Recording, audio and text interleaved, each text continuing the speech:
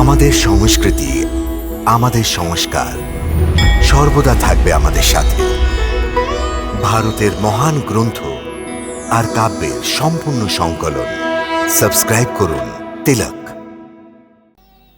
অতি উদার ভাবে, অতি সত্যবাদী হয়ে বুক ফুলিয়ে আপনি বলেছিলেন, বলো কি চাও তুমি, যা খুশি চাও।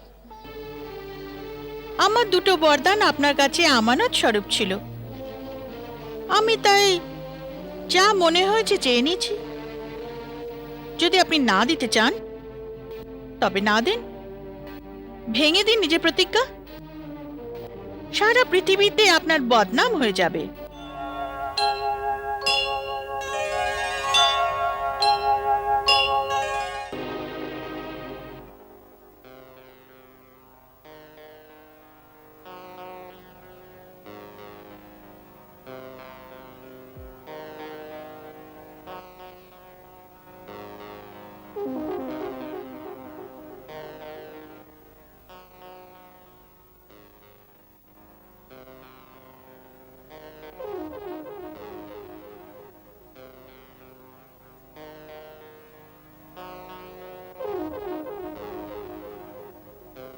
দেবী,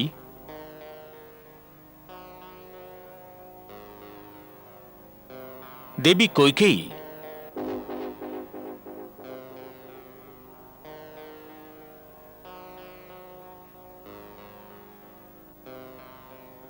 কি হয়েছে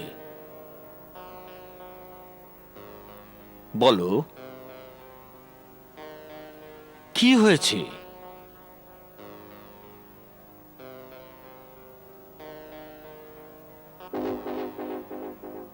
আরে এ কি অবস্থা হয়েছে তোমার? বলো, কিছু বলো। এ হেন রাগের কারণ কি? কে তোমাকে অপমান করেছে? কে সেই ব্যক্তি যার মৃত্যু অবধারিত? বলো। কৈকেয়ী, দেখো, তোমার এমন চুপ করে থাকা আমার ভালো লাগছে না। তুমি জানো যে তুমি আমার প্রাণের চেয়েও প্রিয়। তুমি যা চাও তাই পেতে পারো, যা চাও তাই দিতে পারি। যদি তুমি চাও তবে রাজাকে ভিখারি বানাতে পারো, অথবা ভিখারিকে রাজা। দেবী, যতদূর অবধি সূর্যের আলো পৌঁছায় ততদূরে সমস্ত পৃথিবী আমার অধিকারে রয়েছে। দ্রাবিড়, সিন্ধু, শ্রুতি, সৌরাষ্ট্র, দক্ষিণ প্রদেশ, অথবা অঙ্গ, বঙ্গ, মগধ, মৎস্য, কাশী ও কৌশল, এসব দেশই আমার অধিকারী। এত বড় সাম্রাজ্যে যা সব থেকে মূল্যবান বস্তু, চেয়ে নাও, আমি এখনই তা তোমায় দিয়ে দেব। কিন্তু আমার প্রতি এরকম ক্রুদ্ধ হও না। তুমি যদি রেগে যাও, আমি বাঁচব কাকে নিয়ে? দেবী, চাও কি চাইবে? আমি তোমায় কথা দিচ্ছি, যা চাইবে এই মুহূর্তে দি। এখন অবধি তো নিজের পুরনো প্রতিশ্রুতি পালন করেননি, নতুন প্রতিশ্রুতি নিয়ে আমি কি করব? দেবী, কোন পুরনো প্রতিশ্রুতি পূরণ করিনি? দেখেছেন, তাও ভুলে বসেছেন। মহারাজ, যখন দেবাসুরের যুদ্ধ হয়েছিল, আপনি দেবরাজেন্দ্রকে সাহায্য করেছিলেন। অসুর সম্বরের সঙ্গে সেখানে যে যুদ্ধ হয়েছিল, সে যুদ্ধে আমি আপনার রথের সারথি হয়েছিলাম, মনে আছে না? তাও ভুলে গেছেন? হ্যাঁ হ্যাঁ, মনে আছে।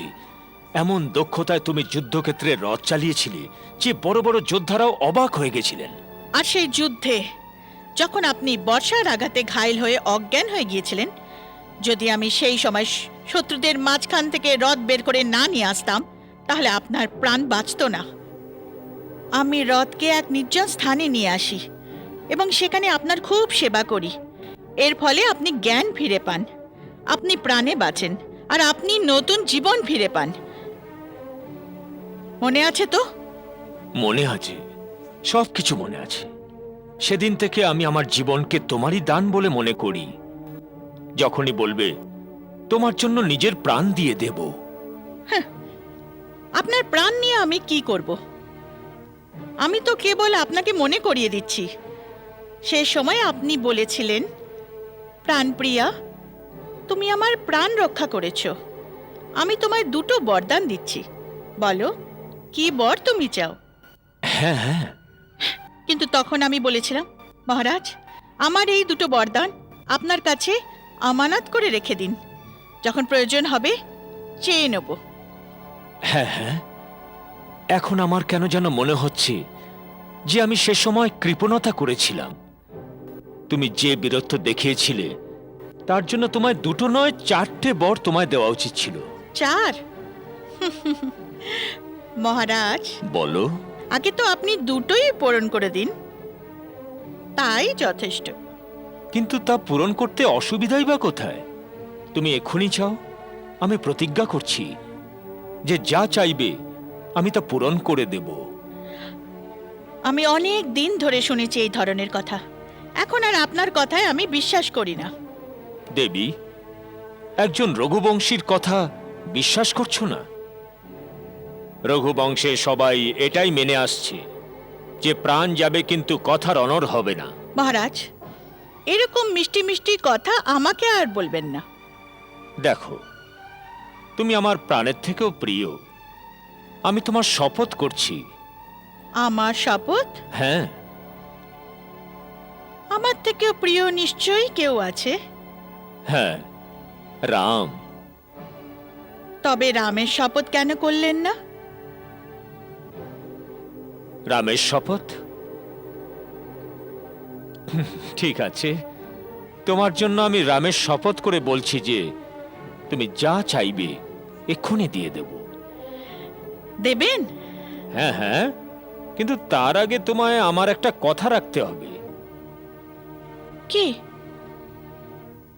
আগে এই ময়লা শাড়ি পাল্টাও, কোক ভবনের বাইরে বেরো, আর নিজের সেই মোহিনী রূপ আমায় দেখাও, যাকে দেখে আমার অবস্থা সেরকমই হয় যেমনটা চাঁদকে দেখে চাঁদনির হয়। কিন্তু আপনি আমার পুরো কথাটা তো শুনুন। যদি এখন তো আমি রামের শপথ করে ফেলেছি। ওঠো, একবার সেই মোহিনী রূপ দর্শন করিয়ে দাও। তোমার 2টো বরই সঙ্গে সঙ্গে পূরণ হয়ে যাবে। সত্যি।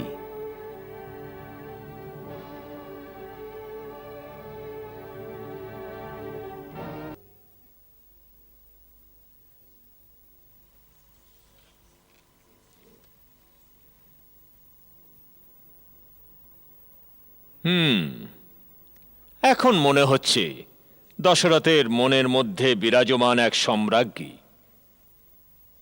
এসো, বসো আমার কাছে। শোনো, সমস্ত নগরে কেমন হর্ষধ্বনি হচ্ছে। প্রজারা রামের রাজ্য অভিষেক পালন করছে। হ্যাঁ, তা তো আমি শুনতেই পাচ্ছি। কিন্তু আপনি আগে আমার না বলা কথাটা তো শুনে নিন। আমার সেই 2টো বরদান। আদেশ করো, বলো কি চাই। আজ আমার রামের কথা ভেবে সবকিছু দান করে দেব। চাও, যা খুশি চেয়ে নাও। আমি তো শুধু আমার বরদান 2টো চাই। আগে এটা চাই না ওটা চাই? যা ইচ্ছে যেটা চাও।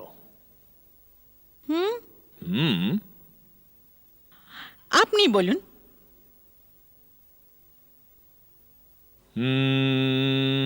এটা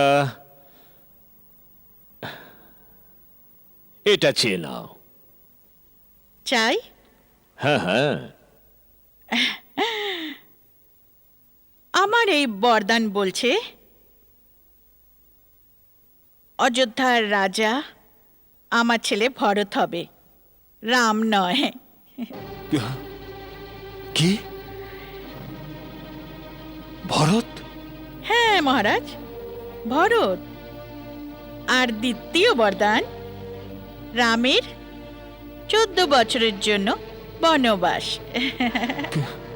কে? রামের বনবাস?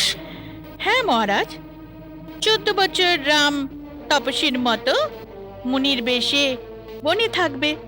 ও কোনো নগরে সে সময় যেতে পারবে না।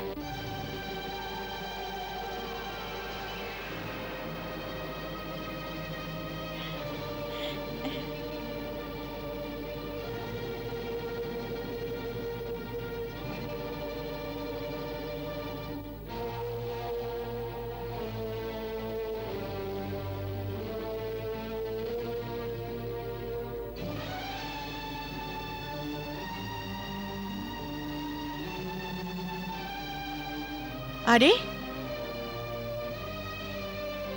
আমার কথা শুনে আপনি দেখছি বোবা হয়ে গেলেন একদম। এমন ভেঙে পড়েছেন কেন মহারাজ? আমার দুটো বরদান আপনার কাছে আমানত স্বরূপ ছিল। আমি তাই যা মনে হয়েছে চেয়ে নিয়েছি। যদি আপনি না দিতে চান তবে না দেন, ভেঙে দিন নিজের প্রতিজ্ঞা। সারা পৃথিবীতে আপনার বদনাম হয়ে যাবে। তারপর ধর্ম ও সততার নাম নিজের মুখে আর কখনো আনবেন না। কইকেয়ী, জানো তুমি কি চাইছো? খুব ভালো মতো জানি মহারাজ আমি কি চাইছি। না না, এ কি করে সম্ভব হতে পারে? এ বর আমি কিভাবে দিতে পারি? অতি উদার ভাবে, অতি সত্যবাদী হয়ে বুক ফুলিয়ে আপনি বলেছিলেন, বলো কি চাও তুমি, যা খুশি চাও। কি ভেবেছিলেন আপনি যে সিধা সাদা কইকেই সামান্য ছোলা বাদাম চাইবে? আরে, আমি এক রাজার কন্যা আর এক রাজার ধর্মপত্নী। একটা রাজ্যের থেকে কম আর কি বা চাইতে পারি? এটা ভাবেননি আপনি? ভাবা উচিত ছিল,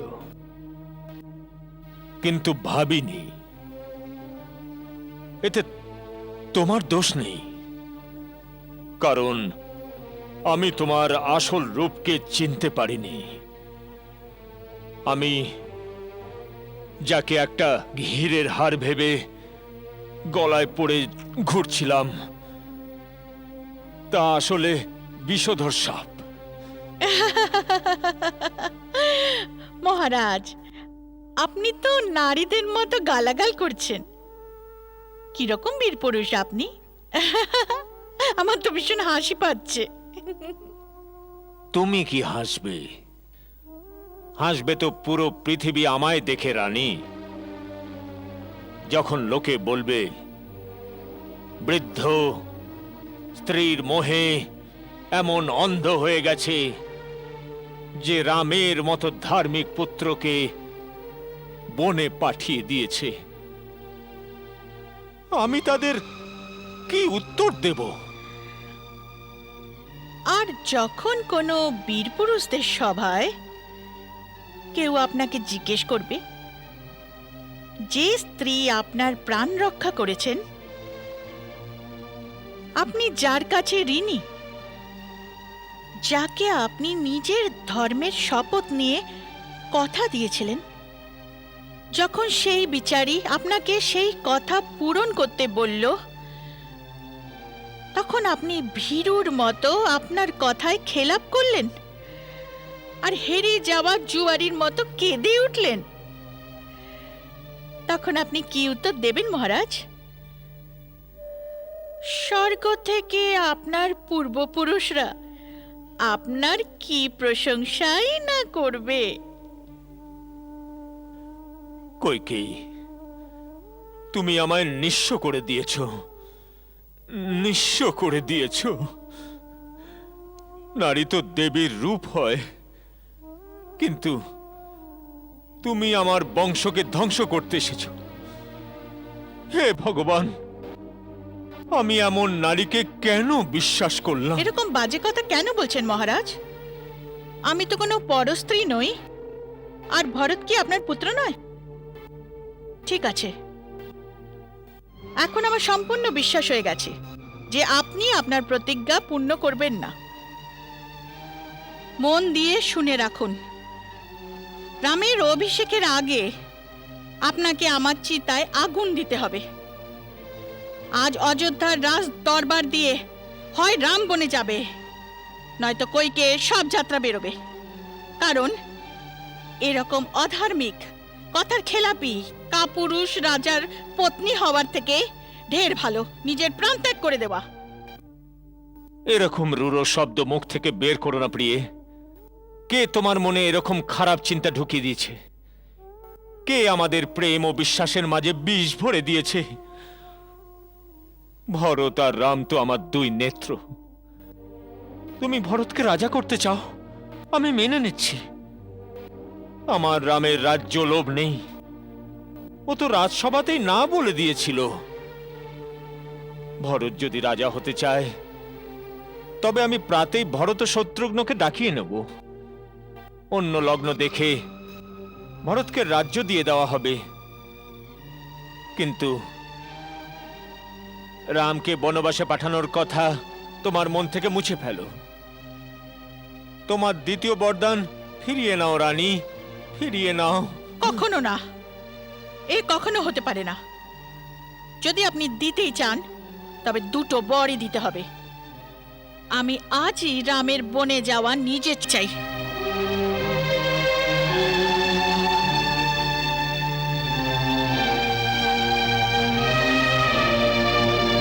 রানী, তুমি আমার জীবন নিতে চাও?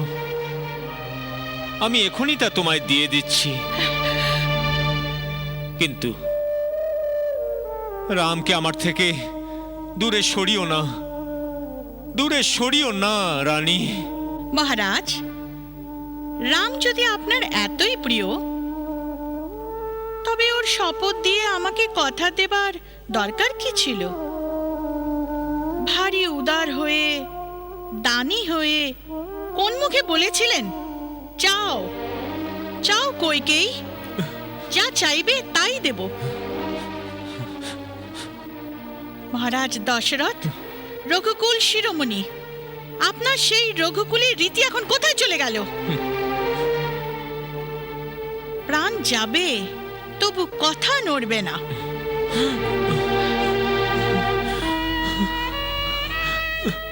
ওগুলো কি সব মন ভোলানো প্রলাপ ছিল? আজগুবি কথা ছিল? এসব মিথ্যা ছিল, ধোঁকা ছিল, না আপনার তৈরি করা কারসাজি ছিল? উত্তর দিন।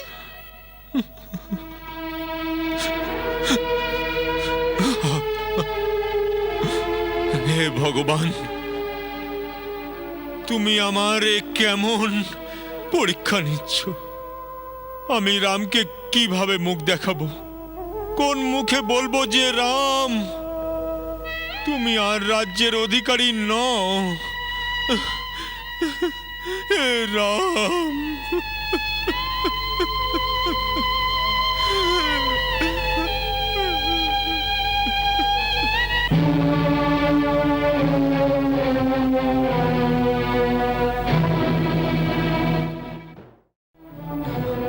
আমি তোমার পায়ে পড়ছি, তোমাকে হাত জোড় করছি। রানী, রানী, একটু ভাবো, একটু চিন্তা করো। মায়ের মনের মমতা, নারী হৃদয়ের কোমলতা কোথায় গেল? আমার রামকে তুমি তার নিজের মায়ের থেকেও বেশি ভালোবেসেছ, আর রামও তোমারও নিজের মায়ের মধ্যে কোনো পার্থক্য করেনি।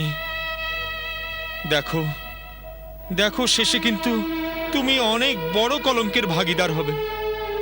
আমি হাত জোড় করছি, এমন কুটিল কঠোর বিচার মন থেকে মুছে ফেলো।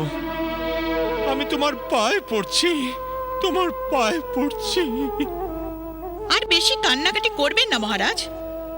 ধর্ম হোক বা অধর্ম, নাম হোক বা বদনাম, আমি আমার ভরতে শপথ নিয়ে বলছি, রামকে বনে পাঠানো ছাড়া আমি আর অন্য কোনো কিছুতেই সন্তুষ্ট হতে পারবো না। আমি তাহলে জীবিত থাকবো না। আরে নির্দয়ী, নিষ্ঠুর! সূর্যকে ছাড়াই পৃথিবী চলতে পারবে, জল ছাড়া মাছ বাঁচতে পারবে, কিন্তু রামকে ছাড়া দশরথ প্রাণে বাঁচবে না। তাহলে ভেঙে ফেলুন নিজের প্রতিজ্ঞা। আপনি সেই রঘুবংশীয়দের মতো নয়, যারা নিজেদের প্রতিজ্ঞা রক্ষার জন্য নিজেদের প্রাণ বিসর্জন দিয়ে দেন। একটা পাখির প্রাণ বাঁচাবার জন্য নিজেকে টুকরো টুকরো করে দিয়েছিল। আপনি তো সেই রঘুবংশীয়দের মতো নন। আপনি রঘুবংশের কলঙ্ক, কলঙ্ক। কইকেয়ী, সারা জীবনের প্রেমের সমাপ্তি এইভাবে করবে? দেখো দেখো, তোমার এই লোভ তোমারই সর্বনাশ করে ছাড়বে, তোমারই সর্বনাশ করে ছাড়বে। হয়ে যাক সর্বনাশ, শুরু হোক মহাপ্রলয়, কিন্তু রামকে বনে যেতেই হবে। ওরে হত্যাকারিণী, কুলঘাতিনী! না, এসব তুমি বলছো না, এসব দশরথের সময় বলছে, এসব দশরথের সময় বলছে, দশরথের সময় বলছে।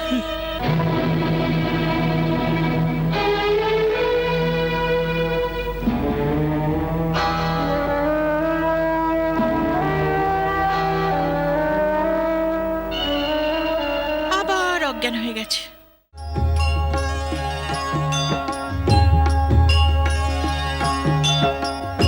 সময় পাহারা দিতে থাকবো। পক্ষীরাজ, আজ কত পুণ্যময় দিন। আপনার সঙ্গে সাক্ষাৎ হয়ে মনে হলো যেন আমি আমার পিতাকে পুনরায় ফিরে পেলাম। আমি আবার নিজেকে আমাকে আজ্ঞা দাও রাম। হে মহাত্মা, আপনি আমার জন্য নিজের প্রাণ বলিদান দিয়েছেন। আমি ত্রিলোকে আপনার কাছে ঋণী হয়ে রইলাম। পুত্রবধূ সম সীতাকে রক্ষা করার চেষ্টা করেছেন।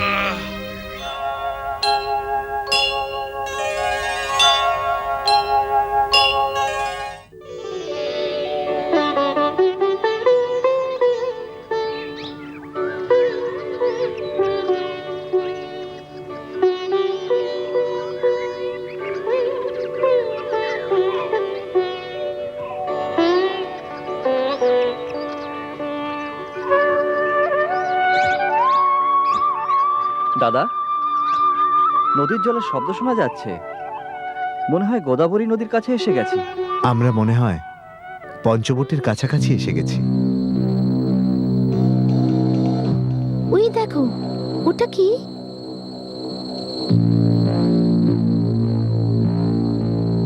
মনে হচ্ছে কোনো বড় শকুন, হয়তো শকুনদের রাজা। এত বড় পাখি আগে কখনো দেখিনি। মনে হয় কোনো মায়াবী রাক্ষস। দাদা, আমায় আজ্ঞা করুন, আমি এক বান দিয়ে এটাকে জমালয়ে পাঠিয়ে দেবো। ধৈর্য ধরো লক্ষণ। তোমার কি চিত্রকূটে ভবিষ্যৎবাণী মনে নেই? যতক্ষণ শত্রু বা মিত্রের ব্যাপারে সম্পূর্ণ না জানা যায়, ততক্ষণ শুধু আশঙ্কা করে কাউকে প্রহার করা উচিত নয়, নয়তো ভবিষ্যতে অনুতাপ করতে হবে।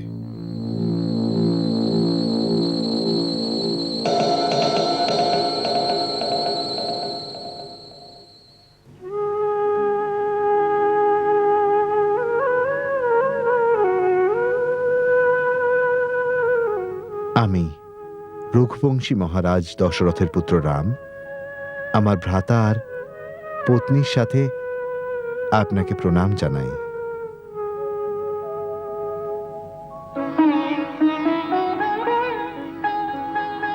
হে মহান পক্ষীরাজ, আমি আপনার পরিচয় জানার জন্যই আপনার কাছে এসেছি। আপনি কে এবং কোন বংশে জন্মগ্রহণ করেছেন, যদি আপনি উত্তর দিতে ইচ্ছুক তাহলে আমায় বলুন। বৎস, তুমি আমার স্বর্গবাসী মিত্র দশরথের পুত্র জেনে আমার হৃদয় আনন্দে ভরে গেল। মহাপরাক্রমী মহারাজ দশরথের সহিত মিত্রতা দেব-অসুরের সংগ্রামে হয়েছিল, যখন উনি চন্দ্রাসুরের সংহার করেছিলেন। তখন উনি আমায় আলিঙ্গন করে বলেছিলেন, হে জটায়ু, তুমি আমার প্রাণের থেকেও প্রিয়। তুমি ওনার পুত্র, মানে আমারই পুত্র। রঘুনন্দন, মহারিষি কাশ্যপের 2 পুত্র হয়েছিল, গরুর আর অরুণ। গরুর শ্রী বিষ্ণু সেবায় ব্যস্ত হয়ে গেলেন, আর অরুণ সূর্যদেবের সেবায় নিজেকে বিলিয়ে দিলেন। আমি সেই অরুণের পুত্র। আমরা 2 ভাই। আমার বড় ভাই সম্পত্তি শকুন্দের রাজা। আমার নাম জটায়ু। তোমরা পঞ্চবটিতে পূর্ণকুটির বানিয়ে থাকো। আমি তোমাদের আশেপাশে এক প্রহরীর মতো সব সময় পাহারা দিতে থাকব। পক্ষীরাজ, আজ কত পুণ্যময় দিন। আপনার সঙ্গে সাক্ষাৎ হয়ে মনে হলো যেন আমি আমার পিতাকে পুনরায় ফিরে পেলাম। আমি আবার নিজেকে পিতার কোলে সুরক্ষিত মনে করছি। লক্ষণ, এখানে আমাদের পর্ণকুটির বানিয়ে নাও। হ্যাঁ বৎস, এই নদীর ধারই সবচেয়ে উত্তম স্থান।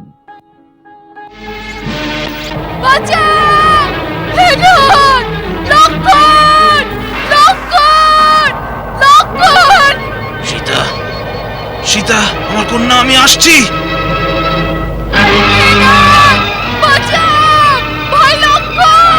থামো, থামো রাবণ। সীতা, আমি আসছি। সীতা, মহাপ্রাণ জটায়ু, এই পাপী রাবণের হাত থেকে আমি রক্ষা করুন।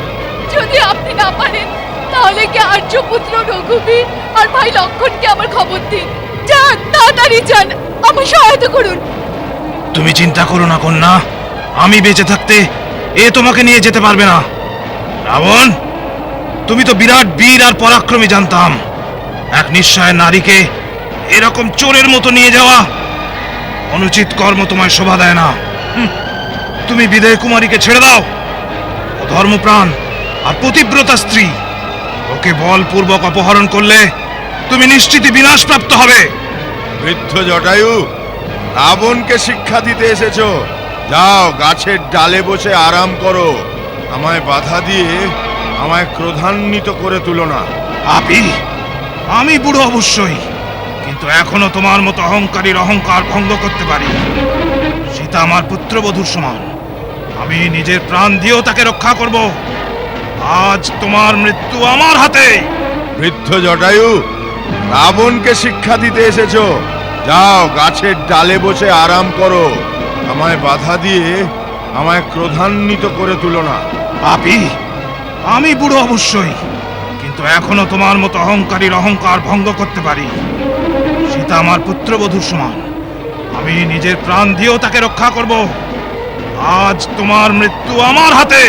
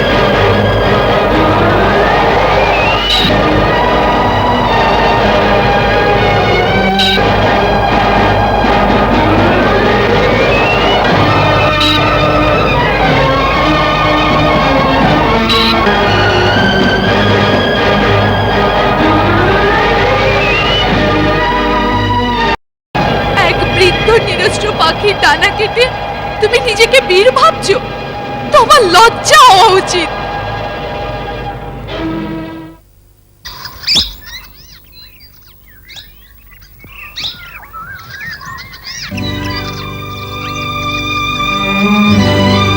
এটা কি লক্ষণ?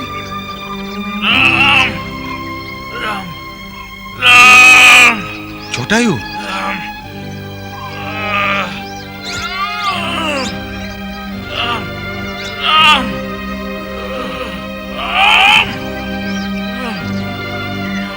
তাতো তাতো একই একই একই আপনার এই দশা হলো কি করে? কোন পাপী আপনাকে এই দশা করেছে? তুমি তুমি এসে গেছো রাম। আমি আমি তোমার প্রতীক্ষায় নিজের প্রাণকে ধরে আছি রাম। আমি তোমাকে সীতার সন্ধান দিতে চাই। সীতা? সীতার সন্ধান? কোথায় সীতা? ও ও তাকে নিয়ে গেছে। সীতাকে নিয়ে গেছে? আপনি সীতাকে দেখেছেন? পুত্র, আমি ভীষণ ভীষণ লজ্জিত। সীতাকে ওর ওর ওর আর হাত থেকে ছাড়াতে পারিনি। আপনি কার হাত থেকে ওকে ছাড়াতে পারেননি? কে নিয়ে গেছে ওকে? ওকে ওকে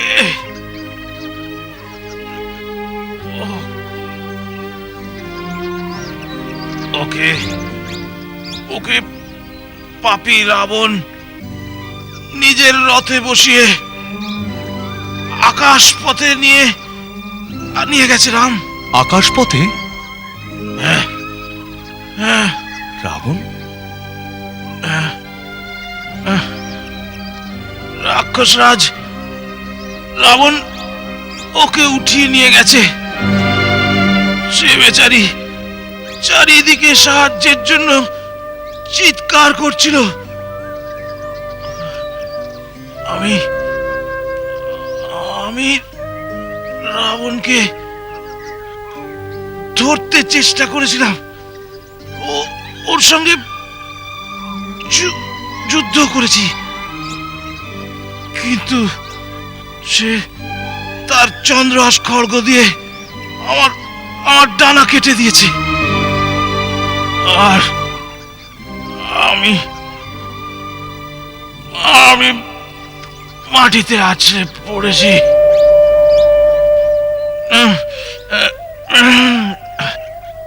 তা তো ওকে কোন দিকে নিয়ে গেছে? দক্ষিণ দিকে নিয়ে গেছে। দক্ষিণের দিকে? কোনো সঠিক সন্ধান জানেন না? আমি আমি আমি জানি না ও ও কোথায় গেছে।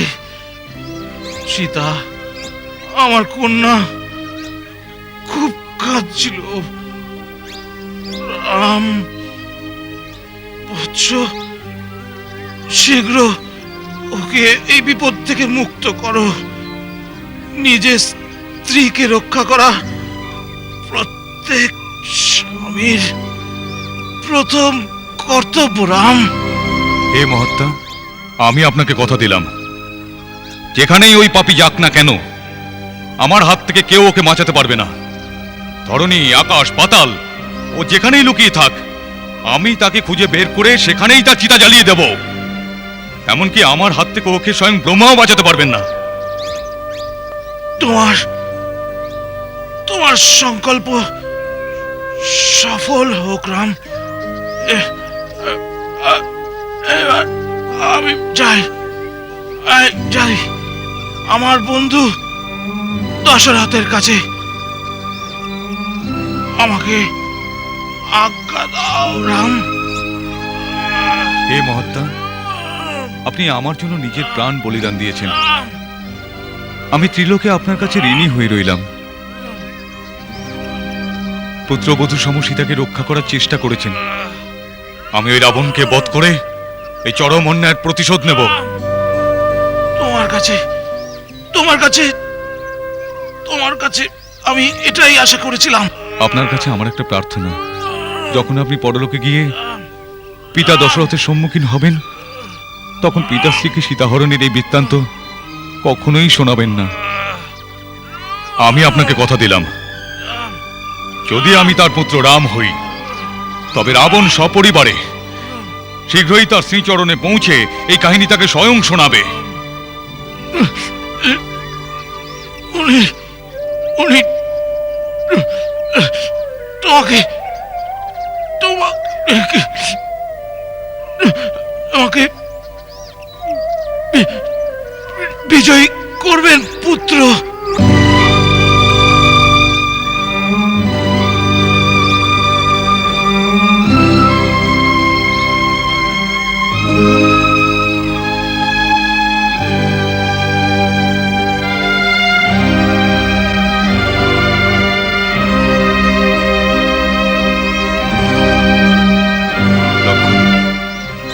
বীর জটায়ুর মতো শরণাগতকে যে রক্ষা করে, ধর্মপরায়ণ শূরবীর পশুপক্ষীর গর্ভেও জন্ম নেয়। রণক্ষেত্রে সাহসের সঙ্গে শত্রুর সম্মুখীন হয়ে বীরের মৃত্যু বরণ করার পর সেই সৈনিক যেমন স্বর্গালোকে আরোহণ করেন, এর স্থানও হবে সেখানে। এই মহাত্মাও তেমনি উত্তম লোকে স্থান পাবেন। মহারাজ দশরথের মতো ইনিও আমাদের কাছে পূজনীয় পিতার সমান। অতএব তুমি বনের কাঠ সংগ্রহ করো, আমি পুত্রবৎ ওর দাহ সংস্কার স্বয়ং করব। যথা আজ্ঞা। ও বিরল ভক্তিতে জটায়ু গেল হরিধাম, সৎকার ক্রিয়া যথোচিত নিজেই করেন যে রাম। কোমল চিত্ত অতি দীন দয়াল সে, কারণ বিনাই রঘুনাথ কৃপাময়, কারণ বিনাই রঘুনাথ কৃপাময়। জটায়ু অধম পাখি আমিষ ভোজি, সিদ্ধি পেয়ে যান যেমন এক যোগী, সিদ্ধি পেয়ে যান যেমন এক যোগী।